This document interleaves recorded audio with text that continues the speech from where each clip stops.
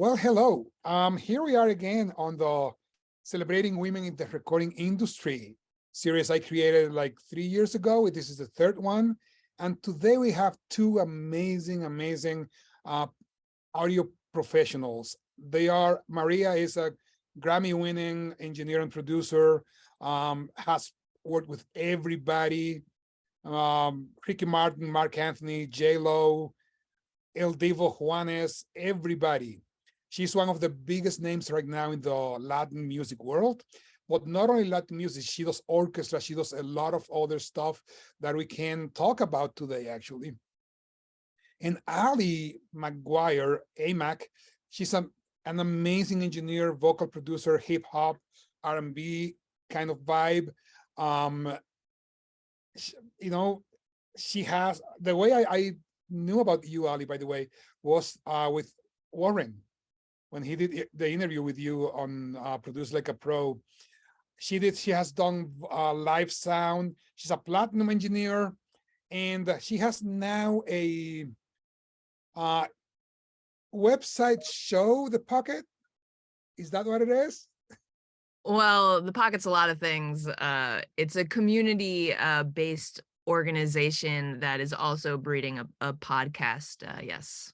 Okay, well, today we're going to just want, we're going to talk about things. I'm going to ask a few questions, and if you have questions, please feel free to add it to the chat, and we can go from there. If you can, please mute your mics, and at some point we'll take a picture of the screen. So I would like to see faces later on.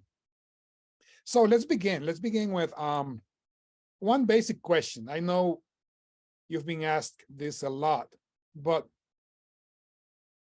take us back to the day you guys said, I want to work in the audio world. Either of you. Okay, I'll go.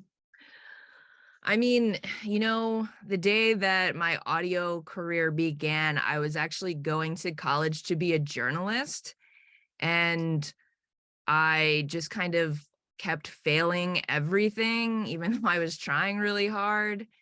And, when I was 15 years old, I asked my parents for an MPC because I wanted to be a producer, but they told me no.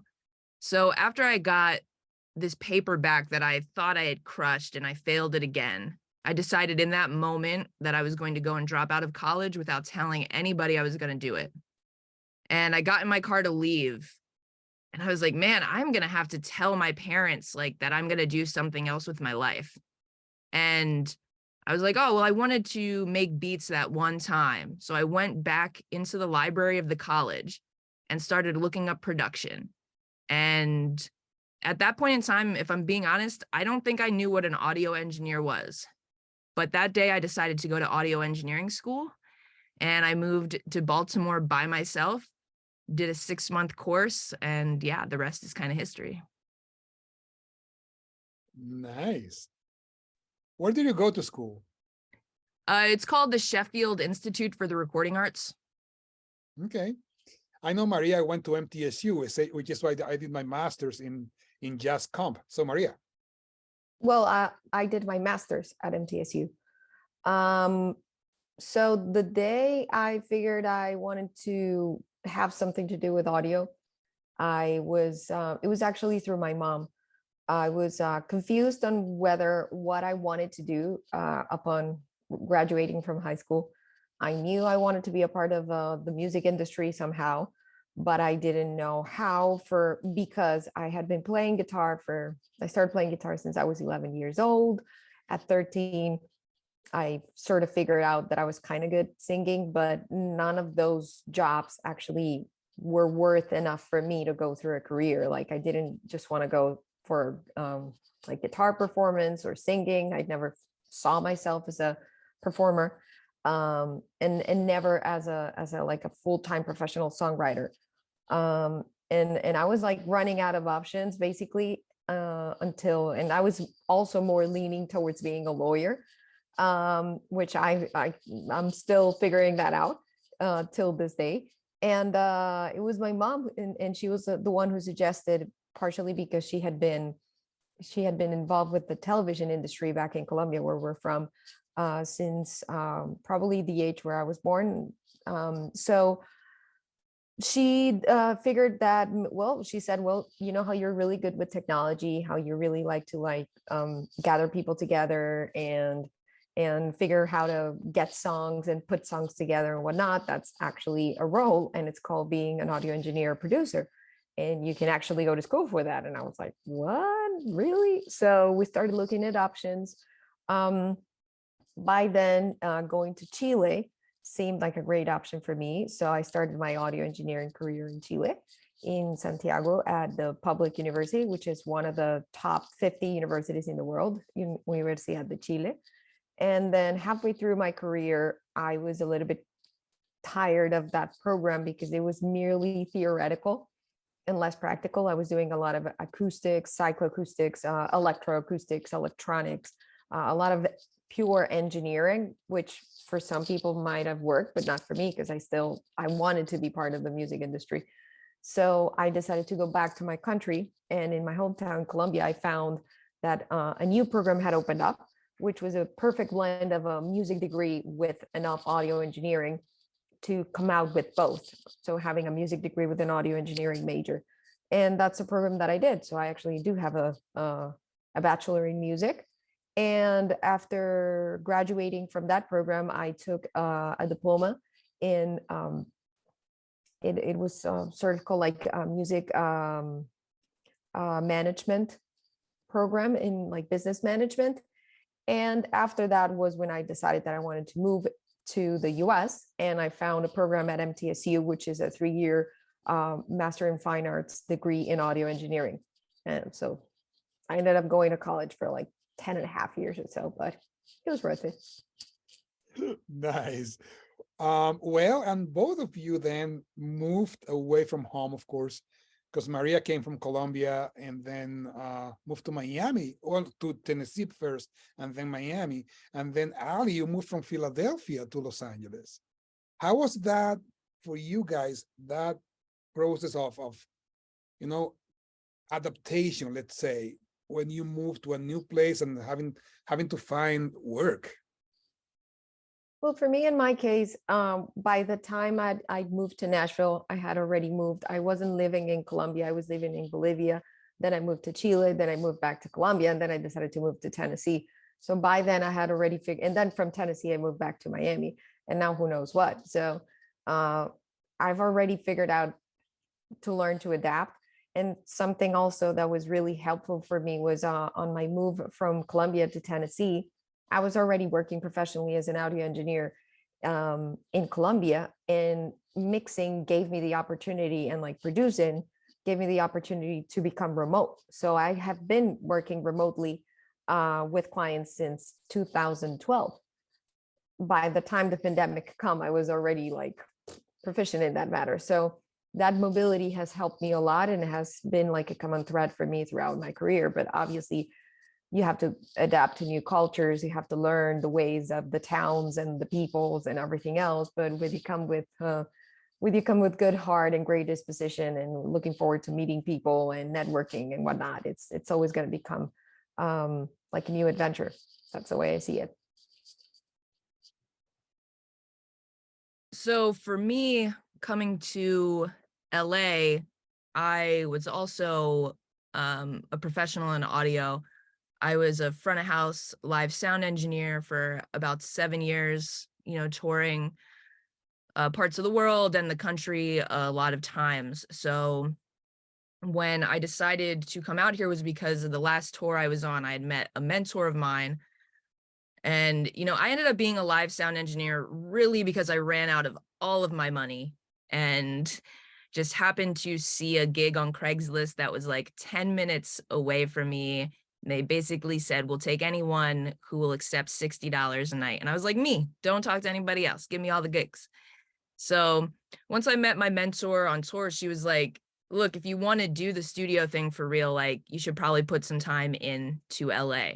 So I knew that I just had a great live sound resume and I wasn't going to have any trouble finding work out here, especially because I was really tapped in with the organization Sound Girls.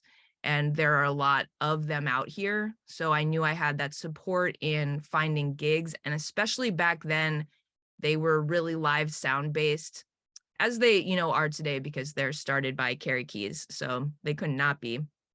But so I had that support, and I came out here and I got a house gig at Vitello's in Studio City. If you guys are over there, they've got great Italian food. And just was doing gigs at all these places until my mentor ended up flying out. She was a songwriter, and we just went and hung out at this studio for a week. And at the end of the week, I asked the head engineer, I said, hey, can we have a meeting and talk about me working here?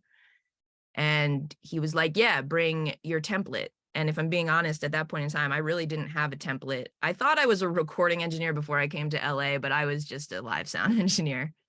And yeah, I went there. I had looked at his template all week. So I went, made one that looked exactly like his with my own plugins, came to the meeting and said, hey, yeah, this is my template. He was like, wow, this looks so much like mine. Sure, I'd love to have you on board. And that's how I got into the studios out here. And maybe 2-3 months after that, I quit doing live sound altogether, and I've been a full-time studio engineer since. Cool. It's funny that you mentioned the template, because in class today, that's exactly what we did. I talked about templates and showed it one of mine. I know I some have of them were like, never "Ooh." used a template for recording. Huh? I have never used a template for recording. I Ever. have one for composition. I have one for for my orchestral writing, my jazz, one for mixing, several for composing, and I have one for recording that I use sometimes. I import my when I'm mixing, just because I don't want to do it. I don't want to start from scratch. I'll import all of my effects. But if I probably come from a very old school, because if I have an engineer and the engineer loads a tempo, I'm not going to call him again, or her. Well, unfortunately, because I don't want the sound to be subtle to any of the processing that someone might show up with a plugin without even knowing the singer. So yeah, for recording, I come from the classical world, as you mentioned, Socrates. So yeah, template is not the option. I don't have a template, and I don't think I've ever will, because that's why you have a great ear for. And then you also need to know the singer first before actually making sure. So yeah, that's usually my advice for when it comes down to templates.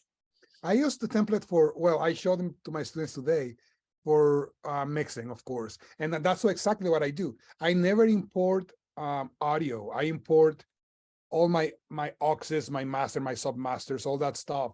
Yeah, the things that you don't want to start from scratch, doing all your routing, especially because we talked about this. We have a hybrid rig. So doing all the routings to and back from the rig is terrible from scratch. Oh yeah, it's so demanding. Yeah. Well, the templates worked out really great for me. Yeah, it's cool. You don't have to hire me. I bet you have a great ear, man, for sure.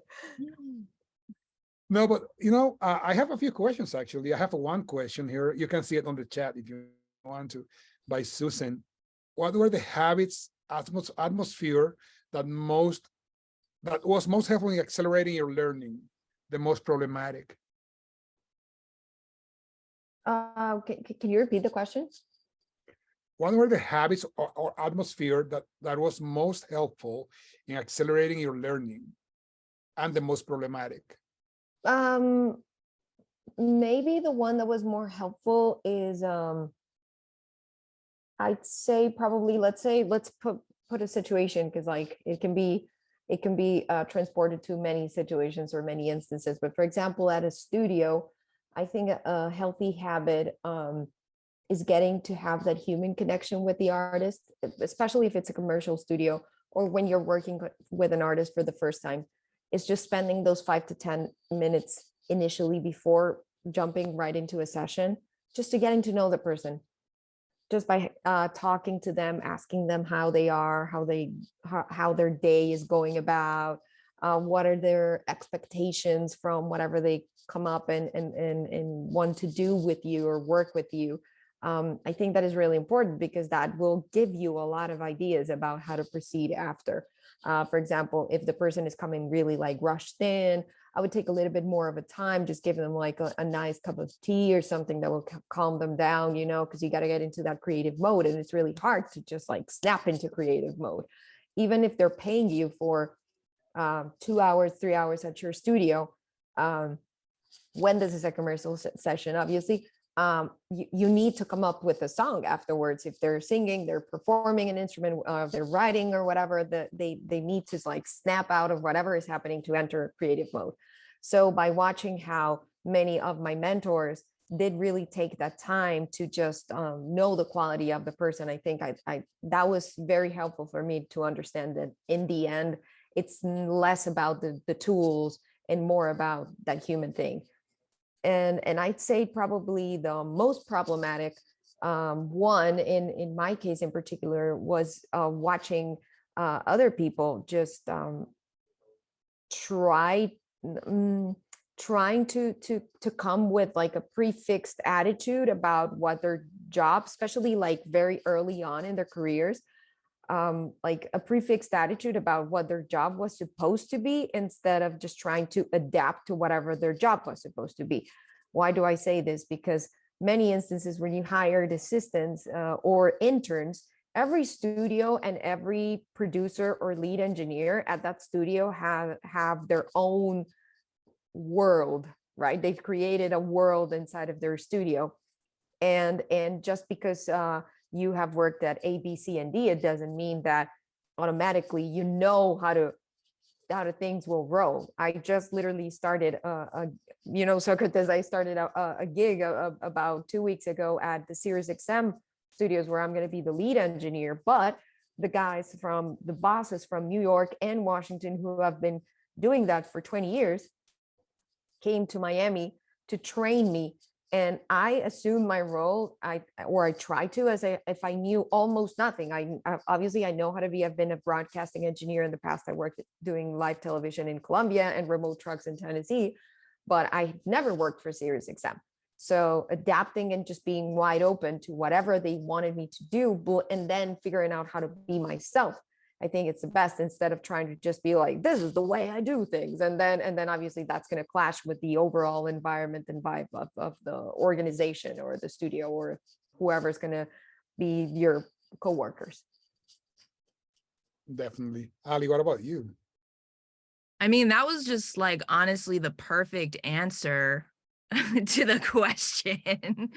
It really, yeah, I'm going to say basically, the same thing, going into every opportunity with an open mind and a care to help the artist in whatever way that is, whether that's, live sound or the studio, to help them get to their desired product. And it's not about you, and it's about working, as a team to get to the final product that the artist really cares about. I just actually made like a video about this. It was like how to get an artist to trust you like in 5 minutes when they didn't request you and they don't know you.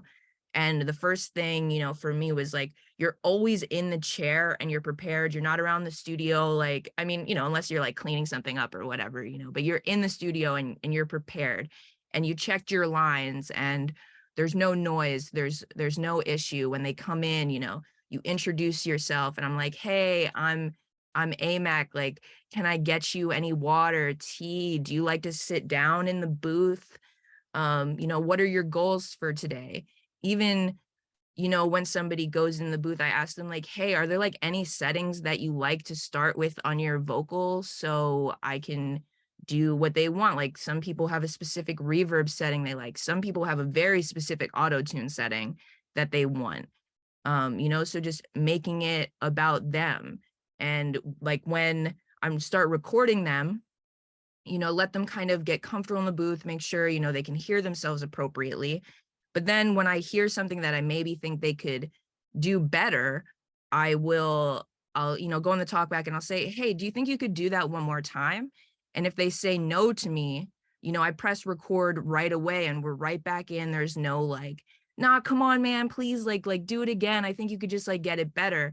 It's just about letting the artist know that I respect their voice and stuff like that. There's a lot of instances in the industry and the label and stuff where they're not being respected. They're not being heard for their art. And I just tried to make sure that they feel welcome to share their emotions and their art with me so I can help them get to the place, to their end goal. And usually just because I did that, just because I pressed record right away and didn't try to finagle my way to have them do what I wanted to do, later in the session, they're going to ask me what I think. And then we start to work as a team. Yeah, definitely. You know, it's funny how I mention this to my students all the time. How when they come to you, either as a producer or engineer, it's like they are giving you a baby that you need to care for. And you need to, you know, they trust you to do that. And that's a big deal. And that said, knowing the person before you go to the studio, to me, if I can, that's something that I always try to you know, down to the kind of color they want on the lights. If they like coffee or tea or whatever I try to investigate all of that before I go to the studio with them. So my production class, listen to this. This is kind of what we've been talking about before. So, anything else you'd like to add to that, Maria or Ali?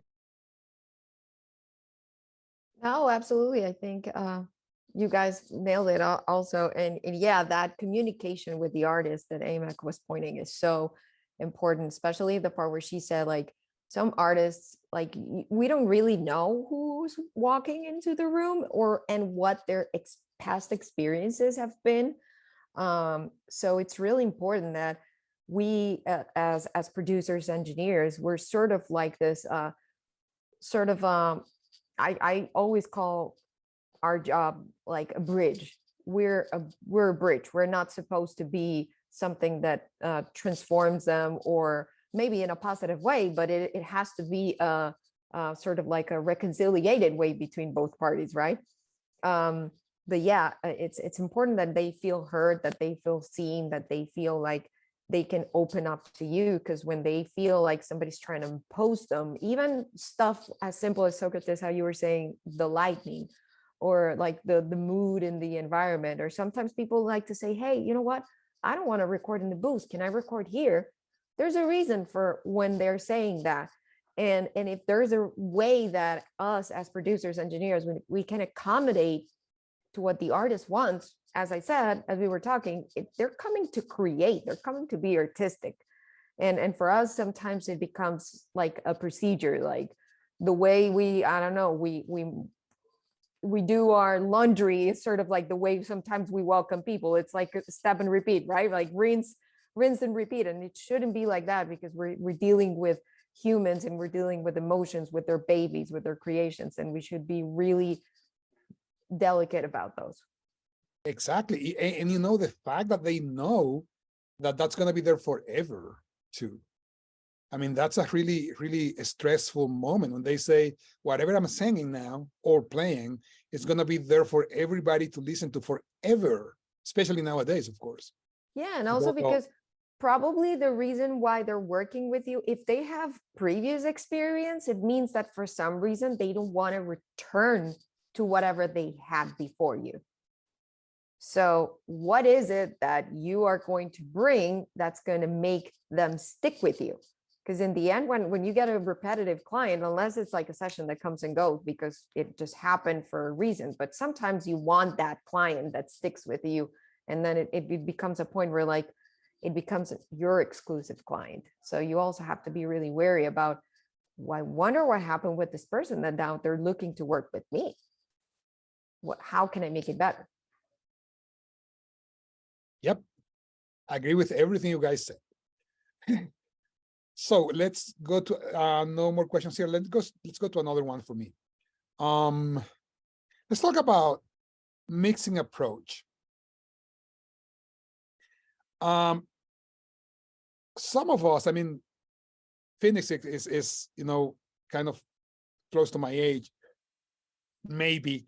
Um, but we came from mixers, from analog boards, and then into digital tape, analog tape, coming into this. And now we are on the computers, this world that is amazing, that we are doing all these kind of things. Your mixing approach, I know you like the hybrid approach, Maria, and I know Amac has some hybrid things too. How do you like it better, in the box or fully hybrid? Or can you go back and forth? That's something I get from a question I get from my students all the time.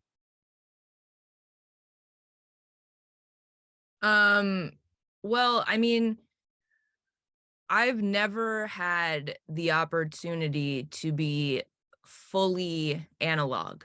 And I would love it. One of my dreams is to just like record and mix a record just on like a 4-track, because that's all I have and all I can do. And like, when I went to school, they had just taken the tape machines out. Like that's when I started. And I always wish I was born a little earlier so I could have done that stuff, and I could have been fixing tape machines and like getting oil all over me. I would have really loved that stuff. But so for me, it was really important that when I was mixing, I did have some analog gear, because what I like so much about analog, and that's using preamps on the way in and then using my Fusion on the way out, is that it's actually electricity being transferred, that the audio is going through actual electricity that you can't replicate every time. Like plugins are great because they sound the same all the time. They're so consistent, but I love the character of electricity. So it was really important to me to build to having a hybrid situation to work with. And look, sometimes that gets a little tricky because I don't have a Fusion in my back pocket all the time. When I'm other places. And look, I can rent a Fusion and stuff like that if I have to, but that's the thing with analog gear. It's like you have to go back to the place that you did it and have that stuff. And again, my Fusion doesn't sound the same as other Fusions, you know what I mean? So those are the things, but again, that's still really important to me, and that's one of the things I love about it. But I also love being in the box because it's really easy and you can do it on the go anytime, anywhere. So it's hybrid for me all day until I get my 4-track recorder. That would be amazing, dude. So for me, well, when I started out, we were all about ADATs and multi-track hard drive recorders. There were some Tascam and some Akai's and some, I can't remember other brands, Roland, I think they had. So we had 24 channels back then when I started. And then, well, and this full disclosure, I'm not that old. The thing is that I lived in Latin America, so we were like 10 years behind in technology. Exactly. So I learned from a lot of stuff that were already, like, people had already moved on here in the US, but in Latin America, we had to stick with technology. But having said that, the thing is that when you have experienced so many technological changes, you understand also that there, especially for mixing, there are certain genres that are attached to a certain technology for their sounds.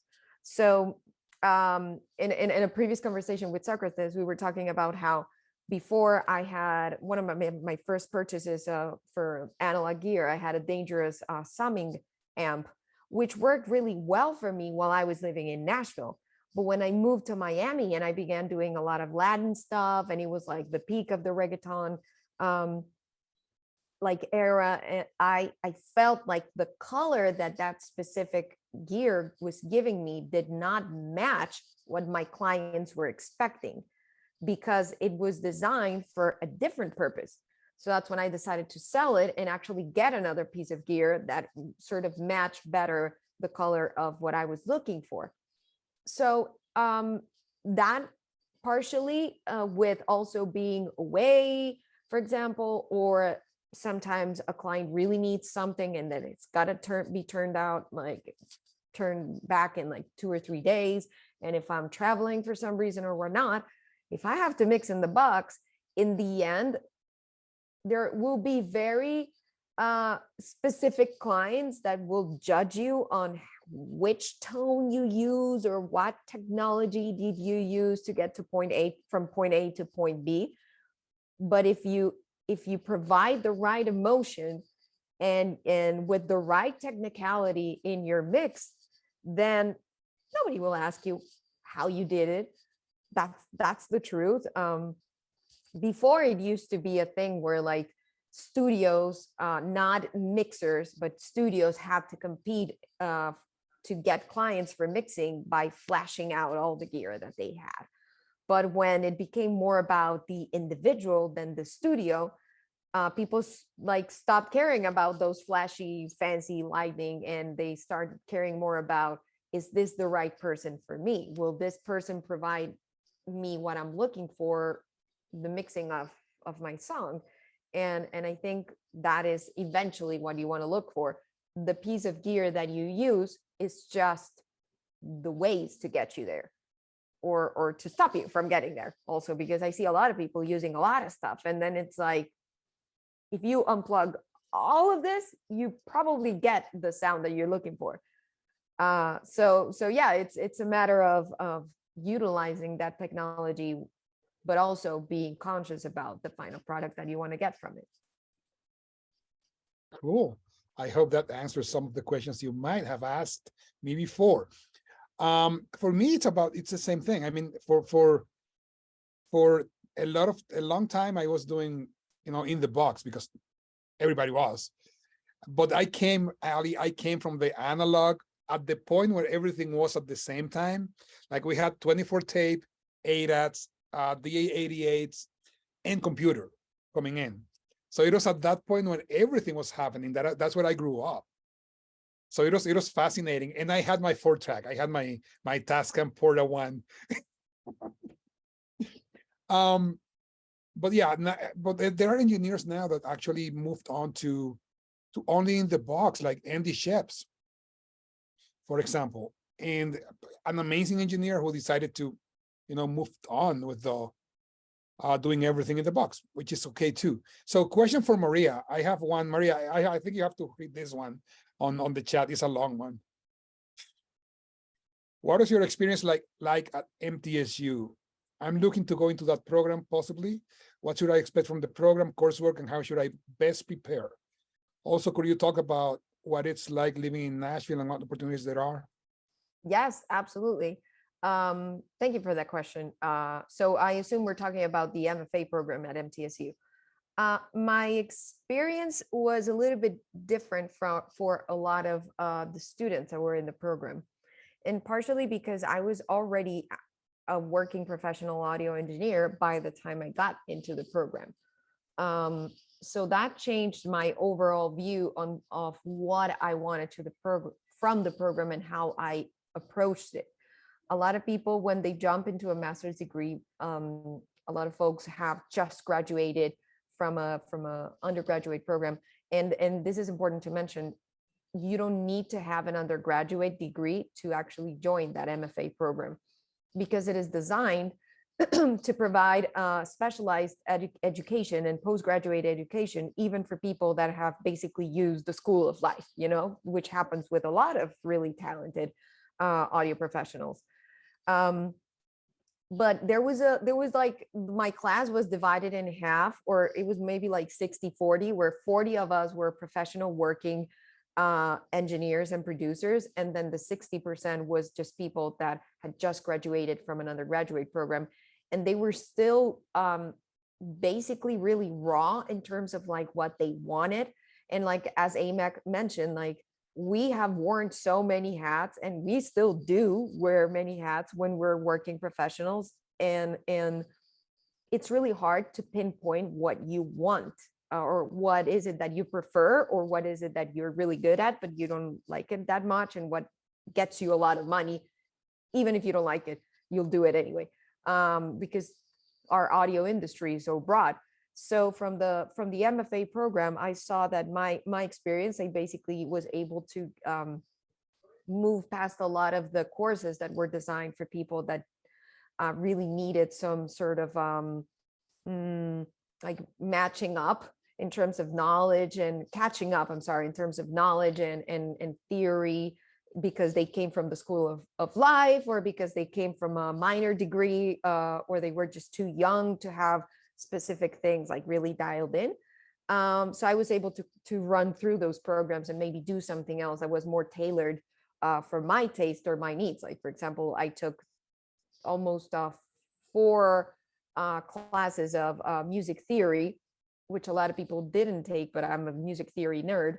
So I just went along with it. I took literature and history and like 20th century composers and a lot of things that they were not meant to be part of the program. So all of this to say that the program is really great. The program allows you to move like that, whether you are more on the younger side of the experience or really looking to have a specialized program. They do have a great internship program. All the facilities are amazing. They have completely changed them from when I went over there. Like, they have super fancy studios now. They used to have really fancy studios, and now they're even better. The overall Nashville environment, it's like you're breathing music on every corner, because Murfreesboro is a little tiny town, half an hour from Nashville, but it is all considered like the great Nashville area. And you do really feel that there's music everywhere, because most of the professors and the staff and even the students who are at the recording industry program at MTSU, they also work in Nashville. So if you're looking to connect and find real experiences in Nashville as a professional, that can definitely happen. So I do really recommend it, but all of this to say that it is a tough program. Like, it is hard. Like, the professors will really nail you down. The exams are hard. You have to study. You have to be really good, because their level of expectations are really, really high. And then at the end of the program, because it is an MFA, you do have to go through a master thesis, and that requires a panel, and it is years getting to the point where you get the stamp of approval. So there is a lot of study behind this program. So it is not meant for everyone, and it is also meant to be, because it is considered what it is called a terminal degree. This is something that I learned while I was doing it. In the US, that program is not only the only recording postgraduate master's degree in the country, but also there are some in music technology, music production. This is the only one designed specifically for the recording. And then also it is considered terminal because there isn't a postgraduate program after it. So you will end up with a very high postgraduate degree below a doctorate. And that is why they will be very, very rigorous with their grading and their examinations and the dissertations that you have to do. Yeah, and being at NTSU, because I studied there too, but I studied in the jazz department, Marisa, I can help you with give you some more ideas on that. That being around those musicians is amazing too, because it's an amazing program in general. Now, the waiting list to get into the MFA for recording is huge too. Yes. So they usually have a huge waiting list, and just to get in is hard. Yeah, they're very, very specific on who they choose. And just because, as I was saying, because there is a wide range of people that they can choose, even if they're really young in their careers or more on the experience side of things. What is really important is the portfolio and how you present yourself to the panel that it will be judging you in order to get in. So yeah, it is rigorous and it is difficult, but I think it's worth it. But it's not meant for everyone, I have to say. Cool, thank you. So I have a question from Phoenix. It's a pretty good question, actually. Where do the two of you see the industry going over the next decade? What changes are coming that new engineers should be aware of?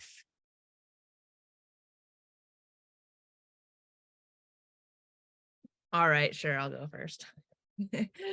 I mean, man, I don't honestly, like, things are moving so fast, like anything could happen in the next 10 years. I don't know. AI's coming, for sure. Obviously there are already AI mixing platforms and stuff like that. So, we have to stay up on that and see where it goes. And, you know, there's there's no way around it happening. So how can we use it to our advantage, to still do what we love every day? I am still under, the understanding for myself that you know, you can't, well, I mean, I don't know what AI is going to do. I really don't know. We'll see in 10 years. Talk to me then if it can replicate an Amac mix. You know what I mean? The character that I bring to it or not, those are real things. As, far as the industry as a whole, what I hope is going to happen is that there's going to be more inclusion in it. Working towards that, for more women, more minorities, and things like that, to be able to not have to have such a struggle. I know I'm working towards that. That's what my community, organization is for. At the end of the day, it's for a lot of things, but hopefully bringing a more healthy situation to the music industry. Me, for myself, I've been through a lot of things. I've had a lot of crazy things happen to me, and I've burnt out incredibly bad, to a point of not even being able to come into my studio for a couple months at a time. Hopefully, the industry, being able to take care of people and not telling you that you just have to work every second of your life and work 20-hour shifts day after day after day after day. And I know a lot of people and a lot of my peers are working towards those things. I don't know if that's a great answer or not, but that's what I got. That was a great Thank you. answer. For real. Mhm. I also believe what you say and support it a lot. I foresee a future in the music industry where we don't have to overdo everything. And when we don't have to, when talent is rewarded for talent and not for just overdoing things just because. That is something that is like a very unhealthy custom that I just don't understand why we have to do it. That's why usually, and I think we talked about this, Socrates, on our last convo on Instagram, like usually when people ask me for my advice, I always tell them eat healthy. With a not like, oh, just put this number on your attack or whatever. If you want to have a future in the music industry, eat healthy, develop healthy habits. Rule number one. I also wanted to add something, which, like, echoing everything that Amac just said. Another thing that I see for the future more is sort of like where I think Amac and I are, which is more hybrid roles in terms of all the hats that every person has to wear. And before, that used to be a thing where people were sort of like very touchy, like the producer is the producer and the engineer is then the engineer, and the roles. And of course, I'm also an advocate for leaving the experts to do their best at what there are. But at the same time, it's also about understanding how you, as a creator and as a person who's in technology, you have a special combination that makes you a professional in the music industry, and you can wear all of those hats and be the right person. Just like an Amac, like Amac is a great engineer, and she's also a vocal producer, and she's also this and that, but she has the podcast, and like that is her at her best. And that is gonna, when you hire her, you're hiring her for all of those great qualities. So I think we should definitely like support more of that individuality, because in the end, I have also been a great advocate of showing people that work in technology as also being artistic in the music creation process, and not just being the people who patch one cable to one end and then the other one to the other one. There's more to that. And I really encourage people over here, even if you are the greatest triangle player in the world, that can inform your audio engineering, and somehow, and also if you love doing videos on TikTok, that can also inform your creativity as a whole. And I think I foresee a future of more of those just individuals being individuals, for sure. I appreciate that, actually. And that's what something, one of the things I try to convey to my students is, back in the day, I was the engineer, for example, and somebody else was producing and somebody else was doing something else.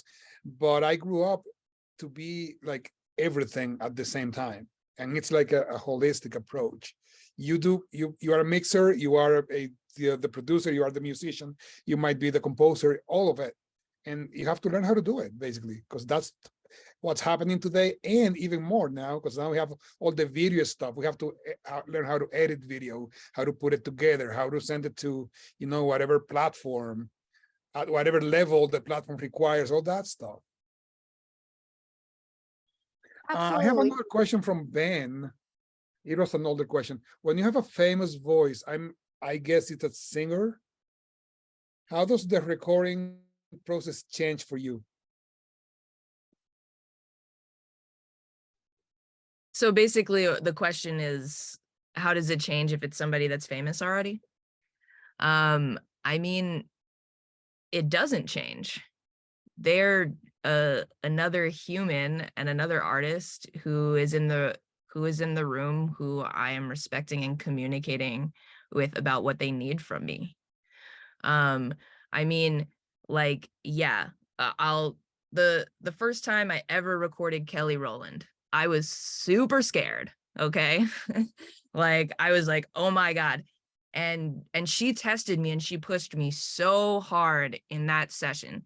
And after that session, that's when I knew that I could really do this for my life, no matter who it was, because she felt good. I made her feel good. She was able to share her art with me. We're just artists in a room making a record, and obviously, this is something I kind of wanted to touch on a little bit earlier too, is, when you're in sessions with different kinds of people, you also have to respect people's backgrounds, what they've been through, and where they've come from. So sure, if you're in the room with a superstar and stuff like that, like, yeah, you might have to up the ante just a little bit, because that's where they come from and that's what's happening in their lives. You have to coming to an artist's level with them, I think is a really important thing. And just, believing in yourself that you can do the job. I know how to record a vocal.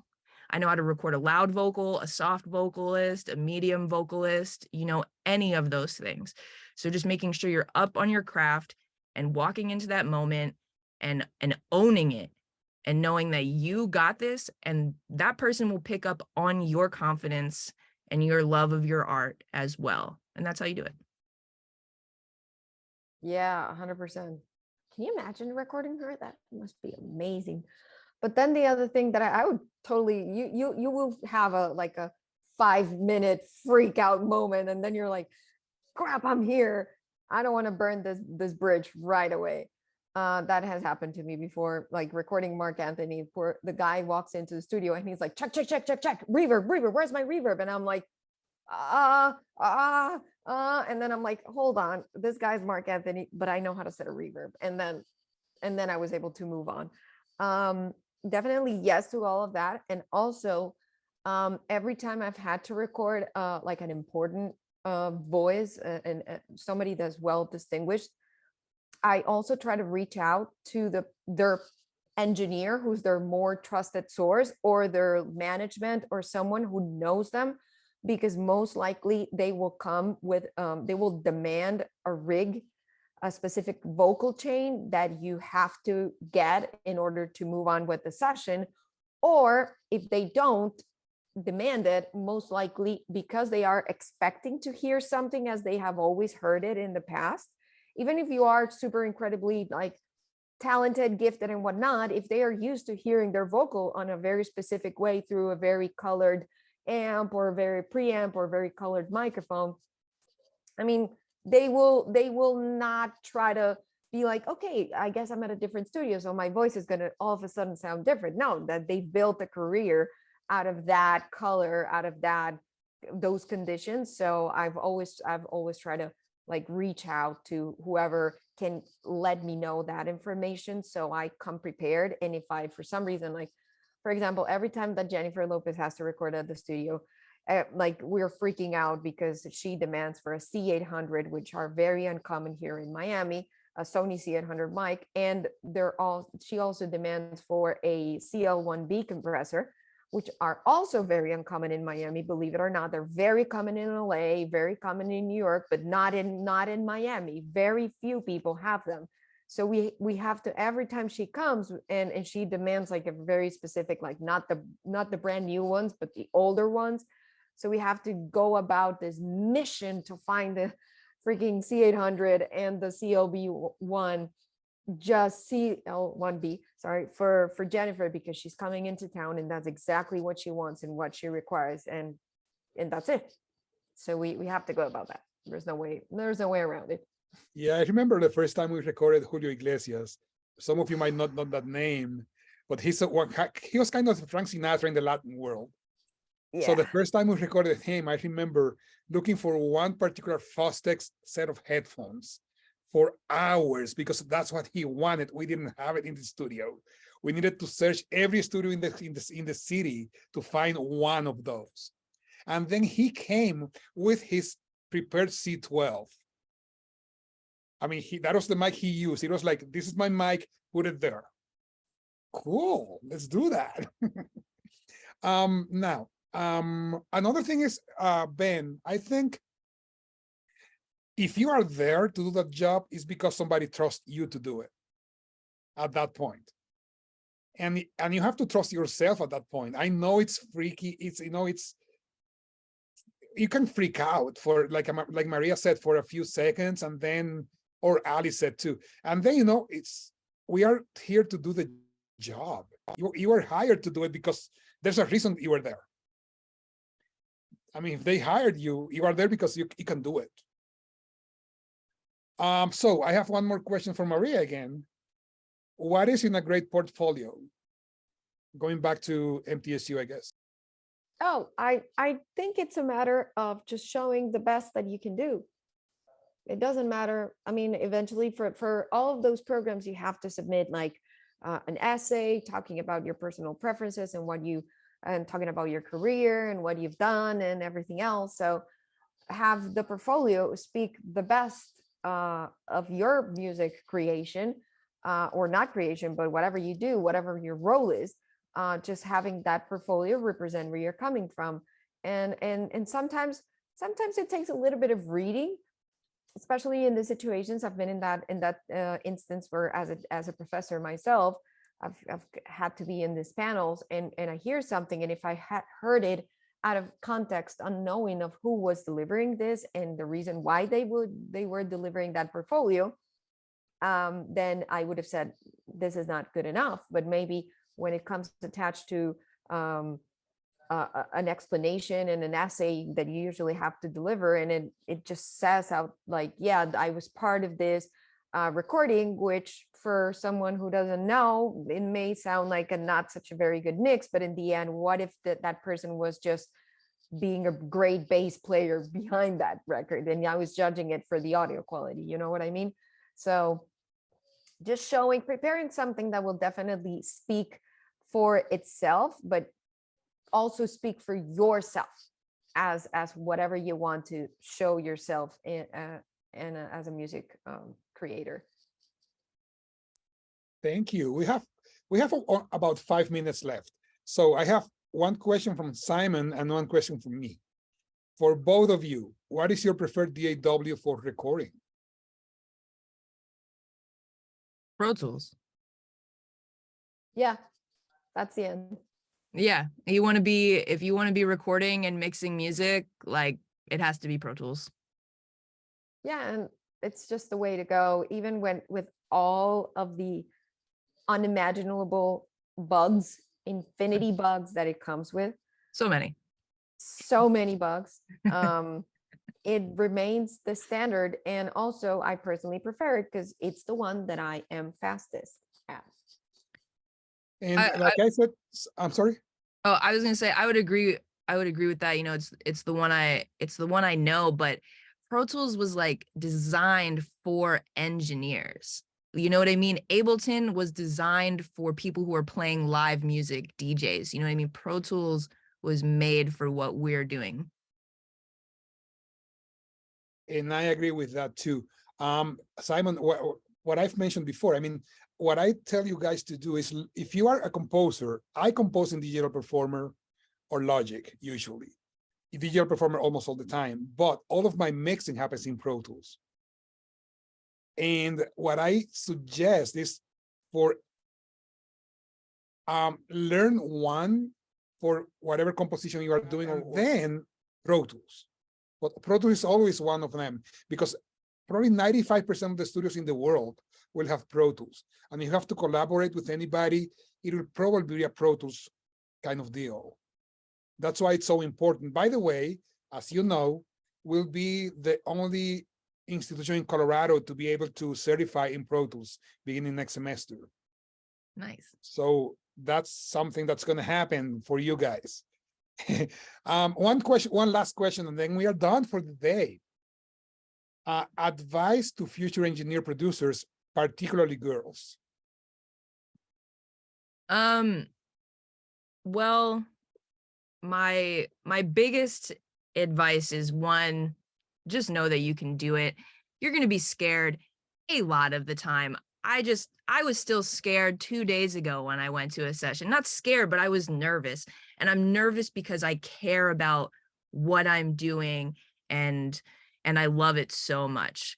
So don't worry. The nerves are a good thing. They protect you from making mistakes most of the time, you know, because you want to be prepared and you want to show up. So just believe in yourself that you can do this, and you can find your way any way you can. Talk to, you know, when I started, I didn't know anybody who did music professionally. So I talked to anybody who would talk to me about music. I didn't even know if they did it professionally. I was talking to them, you know, just networking, and finding your way and continuing. And you're going to make mistakes. You're going to make mistakes. There's no way around it. We are humans. Making sure that you take those mistakes, and instead of internalizing them, that making a mistake makes you a less valuable person, and realizing that that's just something that happens to all of us, and you learn from it and you move forward. You know, as far as talking to women in the industry, and I'm sorry, I'm gonna curse here, but don't let any of these stupid motherfuckers get in your way, okay? None of them. You keep going. You do what you love and want to do with your life despite the odds. Look at us. We're both here. There are more of us, and we're going to keep going. You keep going. You need advice from somebody, reach out to me. Always happy to help. And the last thing that I'll leave you with on advice is communication. It is the absolute most important thing when you're recording and when you're mixing. You have got to tell people, or you've got to get people to tell you what they want from you to be able to perform in the ways that keep you in rooms and keep you getting mixes accepted. When anyone just tells you they want you to do your thing, make sure that they really, really mean that. And not that they actually have a thing in mind that they don't know how to tell you. So being able to get things out of people who are unsure how to communicate is really important as well. And yeah, you guys got this. 100% to that, 100, 200, 3,000%. And also to add on to it, I think as women, but also I want to encourage men, because we always think about something that I always try to communicate, as Amac was saying, is that And personally, we're talking about, and I believe the question is related to gender disparity and how there aren't many women working in the music industry as far as men. However, it is not in our entire responsibility to fix the problem. I mean, it's got to go both ways. So all of this to say that in order to be comfortable in the music industry, both men and women, we have to really get into a community and get support from our community and talk to our peers, because as Amac was saying, men also yeah, you get that chill, that nerve, that little rush that happens, and that insecurity of not being good enough. And because women, we tend to feel things a little more like on our skins, right? It doesn't mean that men don't do it or don't feel like that. And having community, having peers, having mentors, having people that you can talk to and just be open to express those things, that is really important. And also I always tell women, but I've also recently have found many men that feel that way. If you find yourself in a situation where you're not comfortable with, you can pass out on that opportunity. It's not going to be your first opportunity, and it won't be your last opportunity, that's for sure. If you don't feel like you can be yourself, dress the way you want, obviously talk however you want, but be respectful about it, but just be yourself out there and be comfortable. Maybe that is not the workspace that you want to be at, and it's not the community that you want to be surrounded with. I have managed to be really cautious about how I move and the people that I want to surround myself with, and also the people that I want to learn from. Because when you're starting out in this business, as an intern, you're mirroring a lot of the things that people are doing, especially when they're your bosses or your mentors. And if you're working at a place where you see that there are many things that you don't like, and you see those things happening, but you keep working in there, most likely at the end of the day, you're going to start like getting those traits and adapting them to your own stuff, and just becoming that person that initially you didn't want to be. And there are many toxic people in the music industry. So if you feel that something is not quite right, I bet you there's going to be another studio, another community that will welcome you and support you and allow you to grow. Because that's the other thing. If you feel like you are being stomped, like somebody is trying to block you, that is because that it doesn't mean that you have to test you, that they have to test you, or that you have to prove yourself and prove yourself and prove yourself so much. Because in the end, maybe it's not because you're not good. Maybe it's because you're actually too good for them. So it's not a good mentor, a good community will enlighten you, support you, and allow you to grow, not the opposite. Those are great answers.